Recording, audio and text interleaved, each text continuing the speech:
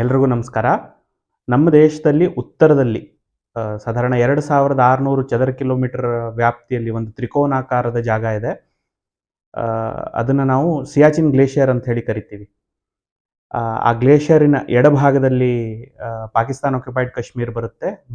ಬಲಭಾಗದಲ್ಲಿ China occupied Kashmir ಅಥವಾ ಅಕ್ಸೈ ಚಿನ್ ಬರುತ್ತೆ. ಆ ಜಾಗದಲ್ಲಿ ಸಾಧಾರಣ ವರ್ಷ ಪೂರ್ತಿ 3000ದಿಂದ 5000 ಸೈನಿಕರನ್ನ ನಾವು ಡಿಪ್ಲಾಯ್ ಮಾಡಿರ್ತೀವಿ. ಸ್ಟ್ರಾಟಜಿಕಲಿ ತುಂಬ ಇಂಪಾರ್ಟೆಂಟ್ ಜಾಗ. ಯಾಕೆ ನಮಗೆ ಸ್ಟ್ರಾಟಜಿಕಲಿ ಇಂಪಾರ್ಟೆಂಟು, ಅಲ್ಲಿ ಸೈನಿಕರು ತಮ್ಮ ಜೀವನ ನಡೆಸೋದು ಎಷ್ಟು ಕಷ್ಟ ಇದೆ, ಹೇಗೆ ನಡೆಯುತ್ತೆ ಅವರ ಜೀವನ, ಈ ಎಲ್ಲ ವಿಷಯವನ್ನು ಇವತ್ತಿನ ವಿಡಿಯೋದಲ್ಲಿ ನಾನು ನಿಮ್ಮ ಜೊತೆ ಹಂಚ್ಕೊಳ್ಳೋನಿದ್ದೀನಿ. ग्लेशियर में नौकरी करना इतना आसान भी नहीं है, क्योंकि यहाँ पे -40 से 70 तक टेम्परेचर ऑन हो जाता है।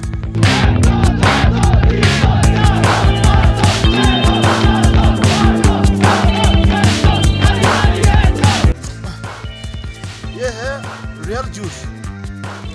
ऐसे करके पतीला का अंडे में डाल के गर्म करके पीना पड़ता है। उसके बाद बोलो ना आप भी। ये भाई मारने से भी ये नहीं पीता है, हवा से मारने के बाद भी पीता नहीं।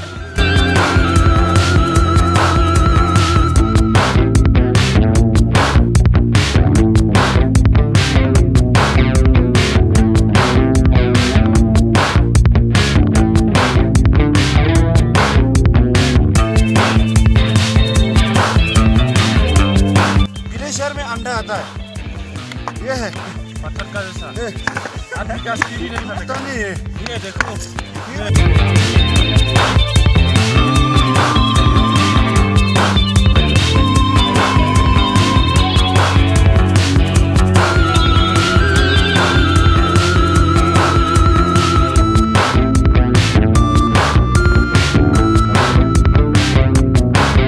ये देख, ये है ग्लेशियर का अंडा।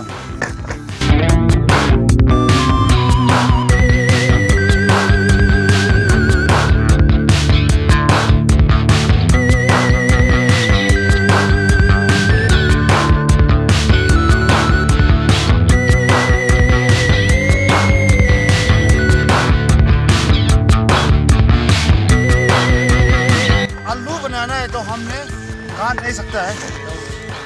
सबसे पहले उसको पानी में उबालेगा।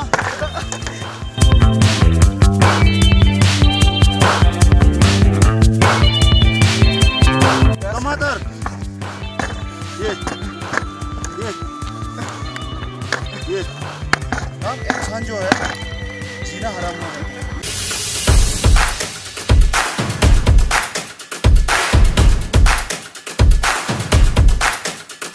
ಈ ಸಿಯಾಚಿನ್ ಗ್ಲೇಷಿಯರ್ ಏನಿದೆ ಸಾಧಾರಣ 74 ಕಿಲೋಮೀಟರ್ ಉದ್ದ ಬರುತ್ತೆ. 1984ರಿಂದ ನಾವು ಅದನ್ನ ಪರ್ಮನೆಂಟ್ಲಿ ಮ್ಯಾನ್ ಮಾಡ್ತಾ ಇದ್ದೀವಿ. Any time of the year ಸಾಧಾರಣ 3000ದಿಂದ 5000 ಸೈನಿಕರ ಆ ಪೊಸಿಷನ್ಗಳನ್ನು ಮ್ಯಾನ್ ಮಾಡ್ತಾರೆ. ಅಲ್ಲಿ ಸಾಧಾರಣ 100ಕ್ಕೂ ಹೆಚ್ಚು ಪೊಸಿಷನ್ಸಲ್ಲಿ ನಾವು ನಮ್ಮ ಸೈನಿಕರನ್ನು ಡಿಪ್ಲಾಯ್ ಮಾಡಿದ್ದೀವಿ. ನಾರ್ತ್ ಪೋಲ್ ಮತ್ತು ಸೌತ್ ಪೋಲನ್ನು ಬಿಟ್ಟರೆ ಜಗತ್ತಲ್ಲಿ ಅಷ್ಟು ಉದ್ದದ ಸ್ನೋ ಗ್ಲೇಷಿಯರ್ ಏನಿದೆ ಸಿಯಾಚಿನಲ್ಲಿ ಮಾತ್ರ ಸಿಗುವಂಥದ್ದು. ಹಾಗಾಗಿ ಈ ಜಾಗನ ಥರ್ಡ್ ಪೋಲ್ ಅಂತ ಕೂಡ ಕರೀತಾರೆ. ಆವ್ರೇಜ್ ಹೈಟ್ ಏನಿದೆ ಅಂದರೆ ಅತ್ಯಂತ ಕಮ್ಮಿಯ ಗ್ಲೇಷಿಯರೇ ಸಾಧಾರಣ 11,000 ಫೀಟ್ದು ಇರೋವಂಥದ್ದಲ್ಲಿ, ಎತ್ತರದ ಗ್ಲೇಷಿಯರು 22,000 ಫೀಟ್ದು ಇದೆ. ಹಾಗಾಗಿ ಆವ್ರೇಜ್ ಹೈಟ್ ಸಾಧಾರಣ 15,000 ಫೀಟ್ ಅಂತ ಹೇಳ್ತಾರೆ. ಹಾಗಾಗಿ ಇದನ್ನ ವರ್ಲ್ಡ್ಸ್ ಕೋಲ್ಡೆಸ್ಟ್ ಮತ್ತು ಹೈಯೆಸ್ಟ್ ಬ್ಯಾಟಲ್ ಫೀಲ್ಡ್ ಅಂತ ಕೂಡ ಕರೀತಾರೆ. 1984ಕ್ಕಿಂತ ಮುಂಚೆ ಈ ಜಾಗ ನೋ ಮ್ಯಾನ್ಸ್ ಲ್ಯಾಂಡ್ ಆಗಿತ್ತು. ಪಾಕಿಸ್ತಾನದವರು ಕ್ಲೇಮ್ ಮಾಡಿರಲಿಲ್ಲ, ನಾವು ಕೂಡ ಅದ್ರ ಬಗ್ಗೆ ವಿಶೇಷವಾಗಿ ಏನು ಗಮನ ಹರಿಸಿರಲಿಲ್ಲ. ಆದರೆ 1984ಅಲ್ಲಿ ಪಾಕಿಸ್ತಾನಿ ಮ್ಯಾಪ್ಗಳಲ್ಲಿ ಅದು ಪಾಕಿಸ್ತಾನದ ಭಾಗ ಅಂತ ಹೇಳಿ ತೋರ್ಸಕ್ಕೆ ಶುರು ಮಾಡಿದಾಗ ನಮ್ಮ ಮಿಲಿಟರಿ ಲೀಡರ್ಶಿಪ್ಪು, ಪೊಲಿಟಿಕಲ್ ಲೀಡರ್ಶಿಪ್ ಎಚ್ಚೆತ್ಕೊಂಡು ಆಪರೇಷನ್ ಮೇಘದೂತ್ ಅಂತ ಹೇಳಿ ಲಾಂಚ್ ಮಾಡಿ ಆ ಇಡೀ ಸಾಲ್ಟೋರೋ ರಿಡ್ಜ್ ಅಥವಾ ಏನು ಮೌಂಟೇನ್ ಹೈಟ್ಸ್ ಇದ್ದಾವೆ ಅದನ್ನು ಸ್ಟ್ರಾಟಜಿಕ್ ಹೈಟ್ಸ್ನ ನಾವು 1984ಅಲ್ಲಿ ಕ್ಯಾಪ್ಚರ್ ಮಾಡ್ಕೊತೀವಿ. 1984ಇಂದ ಹಿಡಿದು ಇವತ್ತಿನ ತನಕ ಸಾಧಾರಣ ನಾವು 1000ಕ್ಕಿಂತ ಹೆಚ್ಚು ಸೈನಿಕರನ್ನು ನಾವು ಕಳ್ಕೊಂಡಿದ್ದೀವಿ. ಆದರೆ ಅದರಲ್ಲಿ ಹೆಚ್ಚಿನವರು ಗುಂಡಿಗೆ ಬಲಿಯಾದವರು ತುಂಬ ಕಮ್ಮಿ, ಅಥವಾ ಆರ್ಟಿಲರಿ ಶೆಲ್ಲಿಂಗಿಗೆ ಬಲಿಯಾದವರು ತುಂಬ ಕಮ್ಮಿ.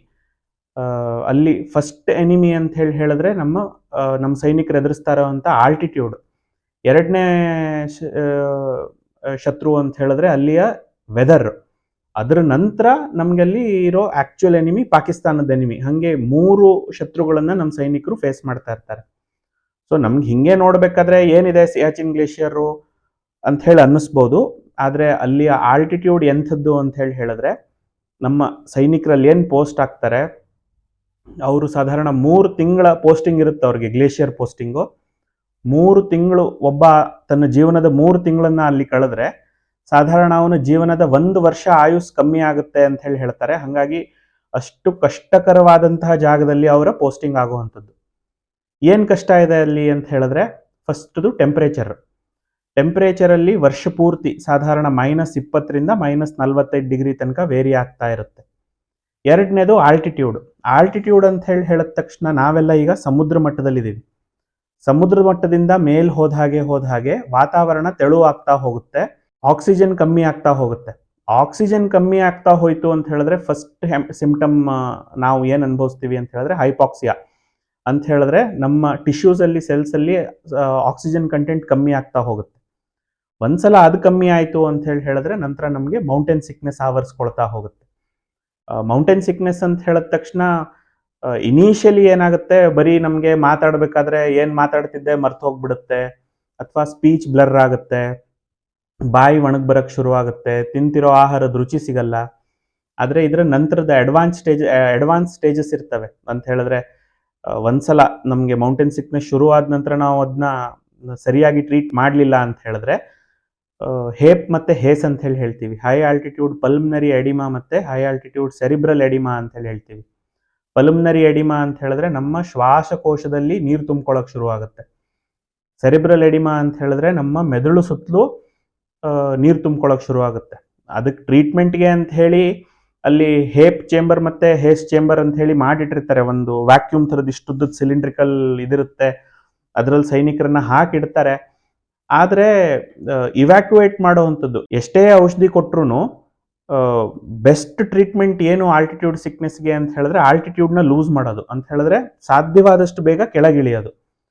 ಆತ ಯಾರು ಮೌಂಟೇನ್ ಸಿಕ್ನೆಸ್ಗೆ ಬಲಿಯಾಗಿರ್ತಾನೆ ಅವನಿಗೆ ಏನೂ ಪ್ರಜ್ಞೆ ಇರಲ್ಲ, ತನ್ನ ಎಲ್ಲ ಜ್ಞಾನವನ್ನು ಕಳ್ಕೊಂಡಿರ್ತಾನೆ, ಸ್ವಂತದ ಬುದ್ಧಿ ಅಂತ ಹೇಳಿ ಏನೂ ಇರಲ್ಲ, ಹುಟ್ಟಿದ ಮಗು ಥರ ಆಗಿ ಹೋಗಿರ್ತಾನೆ ಅವನು. ಅಂಥ ಕೇಸಸ್ಸಲ್ಲಿ ಹೆಲ್ಯೂ ರೆಸ್ಕ್ಯೂ ಮಾತ್ರ ಸಾಧ್ಯ. ಅಲ್ಲಿ ಸ್ಟ್ರೆಚರ್ ಮೇಲೆ ಎತ್ಕೊಂಡು ಹೋಗ್ತೀನಿ ಅನ್ನೋವಂಥದ್ದು ಆ ಆಪ್ಷನ್ನೇ ಇಲ್ಲ. ಸಿಯಾಚಿನಲ್ಲಿ ಏನಿದೆ, 20 ದಿನ, 5 ದಿನ, 15 ದಿನ ಕಂಟಿನ್ಯೂಸ್ ಸ್ನೋ ಸ್ಟಾರ್ಮ್ ಆಗುವ ಸಾಧ್ಯತೆ ಇರುತ್ತೆ. ಅಂಥ ಪರಿಸ್ಥಿತಿಲಿ ಆ ಪೇಷಂಟ್ ಹೇಪ್ ಅಥವಾ ಹೇಸಲ್ಲಿದ್ದರೆ ಅವನ್ನ ಹೆಲಿ ರೆಸ್ಕ್ಯೂ ಆ ಟೈಮಲ್ಲಿ ಆಗಲಿಲ್ಲ ಅಂತ ಹೇಳಿದ್ರೆ ನಮಗೆ ಅವ್ನು ಕಳ್ಕೊಬೇಕಾಗತ್ತೆ. ಅಂದರೆ ಬೇರೆ ಏನೂ ದಾರಿನೇ ಇಲ್ಲ. ಈ ಬ್ಲರ್ಡ್ ಸ್ಪೀಚು, ಮೆಮೊರಿ ಲಾಸಸ್ಸು ಇವೆಲ್ಲ ಸಣ್ಣ ಪುಟ್ಟದ್ದು, ಆಕ್ಲಮಟೈಸ್ ಆಗೋ ತನಕ ಇರೋ ಅಂಥದ್ದು. ಆದರೆ ಒಂದ್ಸತಿ ಆಕ್ಲಮಟೈಸ್ ಆಗಿ ಅವನು ಒಂದು 5 ದಿನ 10 ದಿನ ಅಲ್ಲಿ ಉಳಿದ ನಂತರ ಯೂಶ್ವಲಿ ಅವರ ಪೋಸ್ಟಿಂಗ್ 3 ತಿಂಗಳಿಗಾಗತ್ತೆ. 3 ತಿಂಗಳಲ್ಲಿ ಅಂದರೆ ಫಸ್ಟ್ 10 ದಿನದ ನಂತರ ಒಂದು ರೇಂಜಿಗೆ ಅಡ್ಜಸ್ಟ್ ಆದ ನಂತರ ಅವ್ರಿಗೆ ಬೇರೆ ಥರದ ಪ್ರಾಬ್ಲಮ್ಗಳು ಶುರುವಾಗುತ್ತೆ. ಒಂದು ನಮ್ನೆಸ್ ಅಂತ ಹೇಳಿದ್ರೆ ಸ್ಪರ್ಶಜ್ಞಾನ ಕಮ್ಮಿ ಆಗ್ತಾ ಹೋಗುತ್ತೆ. ಕೋಲ್ಡ್ ಇಂಜುರೀಸ್ ಅಂತ ಹೇಳ್ತೀವಿ. ನಾವು ಸಣ್ಣರಿದ್ದಾಗ ಫ್ರೀಸರಲ್ಲಿ ನಾವು ಯಾವತ್ತಾದ್ರೂ ಹೀಗೆ ಕೈ ಇಟ್ಟಿದ್ರೆ ಅದು ಕೈಗೆ ಅಂಟ್ಕೊಂತಿತ್ತು. ನಿಮಗೆ ನೆನಪಿರ್ಬೋದು, ಮೆಟಲ್ ಫ್ರೀಸರ್ ಬರ್ತಿತ್ತು, ಅಲ್ಯೂಮಿನಿಯಂದು ಲೇಯರ್ ಇರ್ತಿತ್ತು ಫ್ರಿಜ್ಜಲ್ಲಿರೋ ಫ್ರೀಸರ್ ಎಲ್ಲ. ಈಗ ಸಿಂಥೆಟಿಕ್ದು ಫೈಬರ್ದು ಫ್ರೀಸರ್ ಬರುತ್ತೆ. ಆದರೆ ಆ ಆಲ್ಟಿಟ್ಯೂಡಲ್ಲಿ ಅವರು ವೆಪನ್ಸು ಇಕ್ವಿಪ್ಮೆಂಟ್ಸ್ ಎಲ್ಲ ಏನಿದೆ ಮೆಟಲ್ದಿರುತ್ತೆ. ಊಟ ತಿನ್ನೋ ಈಗ ಮಗ್ ಕುಡಿಯೋ ಟೀ ಕುಡಿಯೋ ಕಾಫಿ ಕುಡಿಯೋ ಮಗ್ ಏನಿರುತ್ತೆ ಅದು ಮೆಟಲ್ದಿರುತ್ತೆ. ಆ ಟೆಂಪ್ರೇಚರಲ್ಲಿ -30 -45 ಟೆಂಪ್ರೇಚರ್ ಇರಬೇಕಾದ್ರೆ ಅವನು ಬರೀ ಕೈಯಲ್ಲಿ ಎಲ್ಲಾದರೂ ಅಪ್ಪಿತಪ್ಪಿ ಹಿಂಗೆ ಆ ಮಗ್ಗನ್ನ ಹಿಡ್ಕೊಂಡ ಅಂತ ಹೇಳಿದ್ರೆ ಆ ಮಗ್ ಅಂಟ್ಕೊಳ್ಳುತ್ತೆ ಚರ್ಮಕ್ಕೆ, ಮತ್ತೆ ಕುಯ್ದು ತೆಗಿಬೇಕದನ್ನ. ಅದಕ್ಕೆ ಬೇರೆ ಇದೇ ಇಲ್ಲ, ಅಂದರೆ ಅಂಟ್ಕೊಂಡ್ಬಿಡುತ್ತದು, ಆ ಥರ ಹಿಡ್ಕೊಳ್ಳುತ್ತೆ. ಹಾಗಾಗಿ ಅದಕ್ಕೆ ತುಂಬ ಟ್ರೈನಿಂಗ್ ಕೊಡ್ತಾರೆ. ಸಿಯಾಚಿನ್ ಬೇಸ್ ಕ್ಯಾಂಪ್ ಏನಿದೆ ಸಾಧಾರಣ 10,500 ಅಡಿಯಲ್ಲಿದೆ. ಅಲ್ಲಿ ಈ ಸಾಧಾರಣ 3 ವಾರದ ಟ್ರೈನಿಂಗ್ ತಗೊಂತಾರೆ. ಫಸ್ಟ್ 1 ವಾರ ಒಂದು ಪರ್ಟಿಕ್ಯುಲರ್ ಹೈಟ್ಗೆ ಹೋಗಿ ಅಲ್ಲಿ ಅಕ್ಲಮಟೈಸ್ ಆಗಿ ವಾಪಸ್ ಬರ್ತಾರೆ. ಸೆಕೆಂಡ್ ವಾರ ಇನ್ನೂ ಸ್ವಲ್ಪ ಮೇಲ್ ಹೋಗಿ ಅಲ್ಲಿ ಅಕ್ಲಮಟೈಸ್ ಆಗಿ ವಾಪಸ್ ಬರ್ತಾರೆ. ಥರ್ಡ್ ವಾರ ಇನ್ನೂ ಸ್ವಲ್ಪ ಮೇಲ್ಗಡೆ ಹೈಟ್ಗೆ ಹೋಗಿ ಮತ್ತೆ ವಾಪಸ್ ಬರ್ತಾರೆ. ಇಷ್ಟೆಲ್ಲ ಟ್ರೈನಿಂಗ್ ತಗೊಂಡು ಕೂಡ ನಾ ಹೇಳಿದೆ ಆಗಾಗಲೇ, ತಲೆ ನಾರ್ಮಲ್ ಆಗಿ ಓಡಲ್ಲ ಅಲ್ಲಿ ಅಂತ, ಎಲ್ಲವೂ ಸ್ಲೋ ಆಗ್ತಾ ಹೋಗುತ್ತೆ ಹೈ ಆಲ್ಟಿಟ್ಯೂಡ್ ಅಲ್ಲಿ ಅಂತ ಹೇಳಿ. ಅಂತ ಪರಿಸ್ಥಿತಿಲಿ ಅವ್ರಿಗೆ ತುಂಬಾ ಕಷ್ಟ ಆಗುತ್ತೆ. ಅದರ ನಂತರ ಸ್ಲೀಪ್ಲೆಸ್ನೆಸ್, ಸುಮ್ಮನೆ ತಲೆನೋವು ಇರುತ್ತೆ, ರಾತ್ರಿ ನಿದ್ದೆ ಬರಲ್ಲ. ಮತ್ತೆ 1 ದಿನ 2 ದಿನ ಅಲ್ಲ, ಇದನ್ನ ಅವರು 3 ತಿಂಗಳ ತನಕ ಅನುಭವಿಸ್ಬೇಕಾಗತ್ತೆ. ನನಗೆ ಒಬ್ರು ಪರಿಚಯ ಇದ್ದವರು, ನಾವು ಎನ್ ಸಿ ಸಿಲಿ ಇದ್ದಾಗ ಕರ್ನಲ್ ರಾಣಾ ಅಂತಿದ್ರು. ಅವ್ರು ಹೇಳ್ತಿದ್ರು, I was posted at Siachen for 3 months. At the end of the 3rd month, the captain who was supposed to replace me died on the way. So I was asked to continue for another 3 months ಅಂತ ಹೇಳಿ. And when I got down to the base camp, I spent 2 years at the military hospital ಅಂತ ಹೇಳ್ಬಿಟ್ಟು ಹೇಳ್ತಿದ್ರು. ಅಂತ ಹೇಳಿದ್ರೆ ಒಬ್ಬ ಬರೀ 3 ತಿಂಗಳು ಬಿಟ್ಟು ಎಕ್ಸ್ಟ್ರಾ 3 ತಿಂಗಳು ಕಳೆದ ಅಂತ ಹೇಳಿದ್ರೆ ಅವ್ರದ್ದು ಹೆಲ್ತ್ ಎಷ್ಟು ಹಾಳಾಗಿತ್ತು ಅಂತ ಹೇಳ್ಬಿಟ್ಟು ಅವ್ರು ಹೇಳ್ತಿದ್ದು. ಮತ್ತೆ ಆ ಜಾಗದಲ್ಲಿ ವೈರಲ್ ಇನ್ಫೆಕ್ಷನ್ನು, ಜ್ವರ ಆ ಥರದ್ದೆಲ್ಲ ಆಗಲ್ಲ. ಯಾಕೆ ಅಂದರೆ ಆ ಟೆಂಪ್ರೇಚರಲ್ಲಿ ವೈರಸ್ಸು, ಬ್ಯಾಕ್ಟೀರಿಯಾ ಎಲ್ಲ ಹೈಬರ್ನೇಟ್ ಆಗಿಬಿಡುತ್ತೆ. ಹಾಗಾಗಿ ಪ್ರಾಬ್ಲಮ್ ಅಂತ ಹೇಳಾಗೋದು ಹೆಲ್ತಿನ ಇಶ್ಯೂ ಮಾತ್ರ. ಗ್ಯಾಸ್ಟ್ರೋ ಇಂಟೆಸ್ಟೈನಲ್ ಇಶ್ಯೂಸ್ ಅಂತ ಹೇಳಿದ್ರೆ ಹೊಟ್ಟೆಗೆ ಸಂಬಂಧಪಟ್ಟಿದ್ದು. ಹಸ್ವಾಗಲ್ಲ, ತಿಂದರೆ ಸರಿಯಾಗಿ ಜೀರ್ಣ ಆಗಲ್ಲ, ಲೂಸ್ ಮೋಷನ್ ಆಗುತ್ತೆ, ನಾಲ್ಗೆ ರುಚಿ ಇರಲ್ಲ. ಮತ್ತೆ ಈಗ ಸುಮ್ಮನೆ ನಾವು 12,000 ಅಡಿಲಿ ಟ್ರೆಕ್ಕಿಂಗ್ ಹೋಗ್ಬೇಕಾದ್ರೆ ಕ್ಯಾಬೇಜ್ ಬೇಯಿಸ್ಬೇಕು, ಬಟಾಣಿ ಬೇಯಿಸ್ಬೇಕು ಅಂದರೆ ಕುಕ್ಕರಲ್ಲಿ 10 ಸೀಟಿ ಹೊಡಿಬೇಕಾಗತ್ತೆ. ಅಂಥ ಪರಿಸ್ಥಿತಿಲಿ 15,000 ಫೀಟಲ್ಲಿ, 21,000 ಫೀಟಲ್ಲಿ ಅವ್ರು ಇರಬೇಕಾದ್ರೆ ಅವ್ರಿಗೆ ಸ್ಪೆಷಲೈಸ್ಡ್ ಡಯಟ್ ಬೇಕಾಗುತ್ತೆ. ಚಾಕ್ಲೇಟ್ ಇರ್ಬೋದು, ಡಾರ್ಕ್ ಚಾಕ್ಲೇಟ್ ಇರ್ಬೋದು. ಮತ್ತೆ ಮುಂಚೆ ಎಲ್ಲ ಹೀಗೆ ತರಕಾರಿ ಹೀಗೆ ಹೋದ್ರೆ ಅಲ್ಲಿ ಅಡುಗೆ ಮಾಡಕ್ಕೆ ಅವ್ರು ಅದನ್ನ ಕುಕ್ಕರಲ್ಲಿ ಹಾಕಿ ಬಿಸಿ ಮಾಡಿ ಅಡುಗೆ ಮಾಡೋ ಪರಿಸ್ಥಿತಿ ಇತ್ತು. ಆದರೆ ಈಗೆಲ್ಲ ನಮ್ಮ CFTRI ಅಂತ ಹೇಳಿದೆ, central food technological research institute ಅಂತ ಹೇಳಿ ಮೈಸೂರಲ್ಲಿ ತುಂಬ ರಿಸರ್ಚ್ ಮಾಡಿ, ಇನ್ನೋವೇಷನ್ ಮಾಡಿ ಈಗೆಲ್ಲ ಡಿಹೈಡ್ರೇಟೆಡ್ ಐಟಮ್ಗಳು ಹೋಗುತ್ತೆ. ಅಂತ ಹೇಳಿದ್ರೆ ಈಗ ಎಗ್ ತಿನ್ನಬೇಕು ಅಂತ ಹೇಳಿದ್ರೆ ಅಲ್ಲಿ ಎಗ್ಗಿನ ಪೌಡರ್ ಹೋಗುತ್ತೆ. ಅದಕ್ಕೆ ನೀರು ಬೇಕು ಅಂತ ಹೇಳಿದ್ರು ಅಲ್ಲಿ ಐಸ್ ಕಡ್ಕೊಂಡ್ಬಂದು ಅದನ್ನ ಪಾತ್ರೆಯಲ್ಲಿ ಕಾಯಿಸ್ಬಿಟ್ಟು ನೀರು ಮಾಡಿ ಮತ್ತೆ ಆ್ಯಡ್ ಮಾಡಬೇಕು. 10 ನಿಮಿಷಕ್ಕೆ ಕುದಿತಾ ಇರೋ ನೀರು ಮತ್ತೆ ಐಸ್ ಆಗುತ್ತಲ್ಲಿ, ಅಷ್ಟು ಟೆಂಪ್ರೇಚರ್ ಇರುತ್ತೆ. ಆದ್ರೂ ಒಂದು ಮಟ್ಟಕ್ಕೆ ವ್ಯವಸ್ಥೆ ಮಾಡ್ತಾ ಇದ್ದಾರೆ. ಅಂತ ಹೇಳಿದ್ರೆ ಈಗ ಸ್ವೀಟ್ ತಿನ್ನಬೇಕು, ಒಂದು ಹಲ್ವಾ ತಿನ್ನಬೇಕು ಅಂತ ಹೇಳಿದ್ರೆ ಅವ್ರಿಗೆ ಇನ್ಸ್ಟಂಟ್ ಪ್ಯಾಕ್ ಬರುತ್ತೆ. ಅದನ್ನ ತೆಗೆದು ಪಾತ್ರೆಗೆ ಹಾಕಿ ಬಿಸಿನೀರು ಹಾಕಿದ್ರೆ ರೆಡಿ ಆಗೋ ಥರ ನಾವು ವ್ಯವಸ್ಥೆ ಮಾಡಿಕೊಡ್ತಿದ್ದೀವಿ. ಫ್ರೆಶ್ ಸಪ್ಲೈಸ್ನ ಕಳಿಸ್ಕೊಡ್ತೀವಿ. ಫ್ರೆಶ್ ಸಪ್ಲೈಸ್ ಕಳಿಸ್ಕೊಟ್ರೂ ಕೂಡ ಅದನ್ನ ಕಟ್ ಮಾಡಬೇಕು ಅಂತ ಹೇಳಿದ್ರೆ ಅವ್ರು ಬಿಸಿನೀರಿಗೆ ಹಾಕಿ ಕುದಿಸಿ ಕಟ್ ಮಾಡಬೇಕು, ಆ ಥರದ ಟೆಂಪ್ರೇಚರು. ಇಷ್ಟೆಲ್ಲ ಕಷ್ಟಪಟ್ಕೊಂಡು ಸಾಧಾರಣ 3,000ದಿಂದ 5,000 ಸೈನಿಕರನ್ನ ನಾವು ದಿನ ಮೇಂಟೈನ್ ಮಾಡಬೇಕು ಅಂತ ಹೇಳಿದ್ರೆ ಸಾಧಾರಣ ದಿನದ ಖರ್ಚು 18ರಿಂದ 20 ಕೋಟಿ ನಮ್ಮ ಭಾರತ ಸರ್ಕಾರ ಖರ್ಚು ಮಾಡ್ತಾ ಇದೆ. ಅಂದರೆ ವರ್ಷಕ್ಕೆ ಸಾಧಾರಣ 5ರಿಂದ 6,000 ಕೋಟಿ ನಾವು ಡೈಲಿ ಖರ್ಚು ಮಾಡ್ತೀವಿ. ಹೆಂಗೆ ಅಷ್ಟೊಂದಾಗುತ್ತೆ ಅಂತ ಹೇಳಿದ್ರೆ ಏರ್ ಆಪರೇಷನ್ಸ್ ಇರ್ಬೋದು, ಅಲ್ಲಿರೋ ಸ್ಪೆಷಲೈಸ್ಡ್ ಇಕ್ವಿಪ್ಮೆಂಟ್ ಇರ್ಬೋದು, ಪ್ರೀಫ್ಯಾಬ್ರಿಕೇಟೆಡ್ ಟೆಂಟ್ಸ್ ಇರ್ಬೋದು, ಅವರ ಸ್ಪೆಷಲೈಸ್ಡ್ ಇಕ್ವಿಪ್ಮೆಂಟ್ಸ್ ಇರ್ಬೋದು, ಅವ್ರ ಕ್ಲೋದಿಂಗ್ ಇರ್ಬೋದು, ಅವೆಲ್ಲವೂ ತುಂಬ ಸ್ಟ್ಯಾಂಡರ್ಡೈಸ್ಡ್ ಇರಬೇಕಾಗುತ್ತೆ. ಇಲ್ಲ ಅಂತ ಹೇಳಿದ್ರೆ ಆ ಟೆಂಪ್ರೇಚರಲ್ಲಿ ಮನುಷ್ಯ ಅದೊಂದು ಸರ್ವೈವ್ ಆಗಕ್ಕಾಗಲ್ಲ. ನಾಗಲೇ ಹೇಳಿದೆ, ವೈರಸ್ ಸರ್ವೈವ್ ಆಗಲ್ಲ ಅಲ್ಲಿ ಅಂತ ಹೇಳಿ. ಆ ಟೆಂಪ್ರೇಚರಲ್ಲಿ ಅಷ್ಟೆಲ್ಲ ಖರ್ಚು ಮಾಡಿಕೊಂಡು ನಮಗೆ ಬೇಕಾ ಸಿಯಾಚಿನ್ನು, ನಾವು ಬಿಟ್ಕೊಡ್ಬೋದಲ್ವಾ ಅಂತ ಹೇಳಿ ನಮಗೆ ಅನ್ನಿಸ್ಬೋದು. ಆದರೆ strategically military point of view ಇಂದ ನೋಡಬೇಕಾದ್ರೆ ಸಿಯಾಚಿನ್ ನಮಗೆ ತುಂಬ ಇಂಪಾರ್ಟೆಂಟ್ ಜಾಗ. ಒಂದು ಯಾಕೆ ಅಂತ ಹೇಳಿದ್ರೆ ಒಂದು ಮಾತಿದೆ, ಹೇಗೆ ಅಂತ ಹೇಳಿದ್ರೆ in the mountains the one who controls heights also controls the war ಅಂತ ಹೇಳ್ಬಿಟ್ಟು. ನಮಗೆ ಎಡಗಡೆನೂ ಪಾಕಿಸ್ತಾನ ಇದೆ, ಬಲಗಡೆ ಚೈನಾ ಇದೆ. ಈ ಸಿಯಾಚಿನ್ ಗ್ಲೇಷಿಯರ್ ಏನು ಆ ತ್ರಿಕೋನಾಕಾರದ ಜಾಗ ಇದೆ, ಪಾಕಿಸ್ತಾನ ಮತ್ತು ಚೈನಾನ ಸಪರೇಟ್ ಮಾಡುತ್ತೆ. ಸೊ ಅವರಿಬ್ರು ಆ ಸಿಯಾಚಿನ್ ಗ್ಲೇಷಿಯರ್ನ ಬಿಟ್ಕೊಟ್ರೆ ಆಲ್ರೆಡಿ ಅವರು 1963ನಲ್ಲಿ ಸಕ್ಷಗಾಂವ್ ಅಂತ ಹೇಳಿ ಒಂದು ಜಾಗನ ಚೈನಾಗೆ ಬಿಟ್ಕೊಟ್ಟಿದ್ದಾರೆ ಪಾಕಿಸ್ತಾನದವರು. ಚೈನಾದವರು ಆಲ್ರೆಡಿ ಅಲ್ಲಿ ಮಿಲಿಟರಿ ಬಿಲ್ಡಪ್ ಮಾಡ್ತಿದ್ದಾರೆ. ನಾವು ಯಾವತ್ತಾದ್ರೂ 2 ಫ್ರಂಟ್ ಕಾನ್ಫ್ಲಿಕ್ಟ್ಗೆ ಅಥವಾ 3 ಫ್ರಂಟ್ ಕಾನ್ಫ್ಲಿಕ್ಟ್ಗೆ ಹೋದಾಗ ನಮಗೆ ಚೈನಾ ಪಾಕಿಸ್ತಾನಗೆ ಅವ್ರು ಲಿಂಕಪ್ ಆಗೋಕ್ಕೆ ಆ ಸಿಯಾಚಿನ್ ಗ್ಲೇಷಿಯರ್ನೇ ಅವ್ರನ್ನ ತಡೆದಿಟ್ಕೊಂಡಿರೋದು. ಆ ಸಾಲ್ಟೋರೋ ರಿಡ್ಜ್ ಅಂತ ಏನಿದೆ, ಆ ಇಡೀ mountain heights 74 kilometre Saltoro ridge ಏನಿದೆ, ಅಲ್ಲಿಂದ ನಾವು ಗಿಲ್ಗಿಟ್ ಬಾಲ್ಟಿಸ್ತಾನ್, ಪಾಕಿಸ್ತಾನ್ ಆಕ್ಯುಪೈಡ್ ಕಾಶ್ಮೀರದ ಏನು ಜಾಗ ಇದೆ, ಆ ಇಡೀ ಜಾಗದ ಮೇಲೆ ನಾವು ನಮ್ಮ ಲೈನ್ ಆಫ್ ಸೈಟ್ನ ಮೇಂಟೈನ್ ಮಾಡೋಕ್ಕಾಗುತ್ತೆ. ಯಾವುದೇ ರೀತಿಯ ಬಿಲ್ಡಪ್ ಇದ್ರೆ, ಏನೇ ಇದ್ರೂ ನಮಗೆ ವಿಜುವಲ್ ಪಾಯಿಂಟ್ ಇರುತ್ತೆ ನಮಗೆ ನೋಡಕ್ಕೆ. ಹಾಗಾಗಿ ಕೂಡ ನಮಗದು ಸ್ಟ್ರಾಟಜಿಕಲಿ ತುಂಬಾ ಇಂಪಾರ್ಟೆಂಟ್ ಆಗುತ್ತೆ. ಮೇಜರ್ ಹಿಮಾಲಯನ್ ನದಿಗಳೇನಿದಾವೆ ಅದ್ರ ಸೋರ್ಸ್ ಕೂಡ ಸಿಯಾಚಿನ್ ಗ್ಲೇಷಿಯರ್ ಆಗಿದೆ. ಅದನ್ನು ಕೂಡ ನಾವು ಕಾಪಾಡ್ಕೊಳ್ಳೋದು ತುಂಬಾ ಇಂಪಾರ್ಟೆಂಟ್ ಆಗುತ್ತೆ. ಮತ್ತೆ ನಾವು ಸಿಯಾಚಿನ್ ಗ್ಲೇಷಿಯರ್ನ ಬಿಟ್ಕೊಟ್ವಿ, ಆಯ್ತು ಅಷ್ಟು ನಮಗೆ ಖರ್ಚು ಮಾಡೋದು ಬೇಡ, ಬಿಟ್ಕೊಟ್ವಿ ಅಂತ ಹೇಳಿ ಅನ್ಕೊಳ್ಳಿ.